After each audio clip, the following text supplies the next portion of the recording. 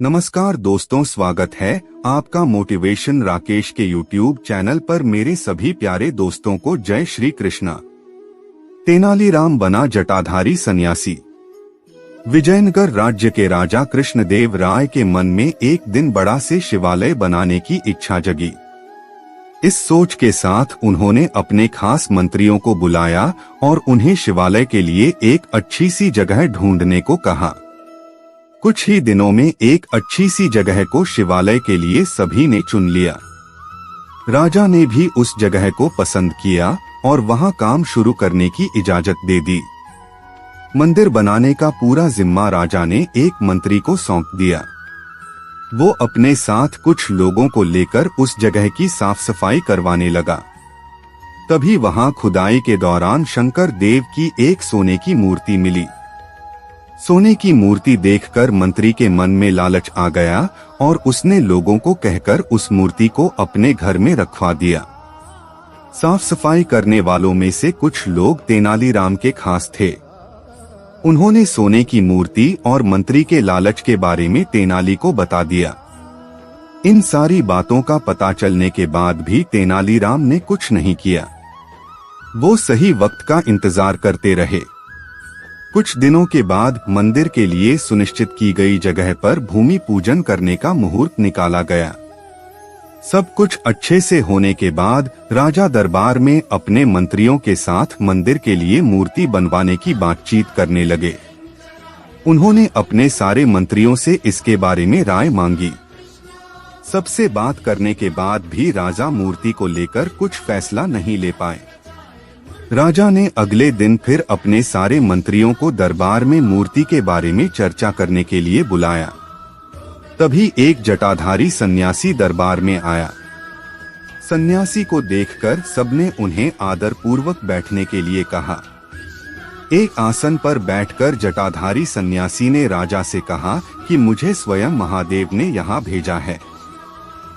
मैं जानता हूँ कि आप लोग शिव मंदिर बनाने की सोच रहे हैं और वहाँ स्थापित करने के लिए मूर्ति कैसी हो उस पर यहाँ चर्चा हो रही है। इसी वजह से मैं यहाँ आया हूँ। जटाधारी सन्यासी ने आगे कहा कि भगवान शिव ने मुझे खुद आप लोगों की परेशानी दूर करने के लिए यहाँ भेजा है।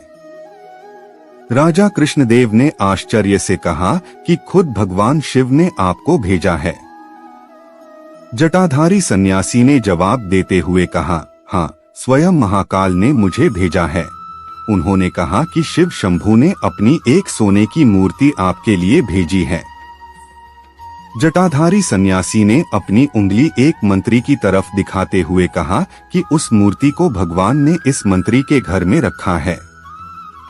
इतना कहकर सन्यासी वहां से चले गए। सन्यासी की बात सुनकर वो मंत्री डर के मारे कांप रहा था।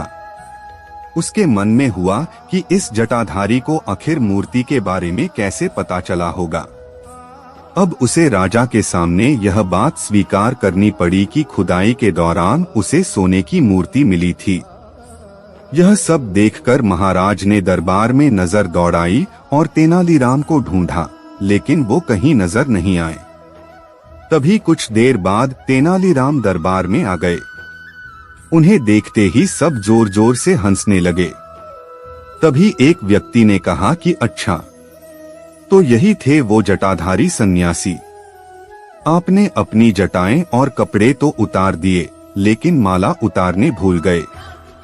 सबको हंसता देख महाराज भी मुस्कुराने लगे और तेनालीराम की तारीफ करते हुए मंदिर का काम करवाने की जिम्मेदारी उनके कंधों पर सौंप दी। कहानी से सीख। इस कहानी से यह सीख मिलती है कि लालच करना गलत है। हमेशा सरल और अच्छे मन से कार्य करना चाहिए। ऐसा करने से लोगों के सामने कभी शर्मिंदा होना नहीं पड़ता। आपसे मेरी प्रार्थना है कि मुझे मोटिवेट करने के लिए वीडियो को लाइक करें, शेयर करें, सब्सक्राइब जरूर करें दोस्तों, और कमेंट में जय श्री राम जरूर लिखें।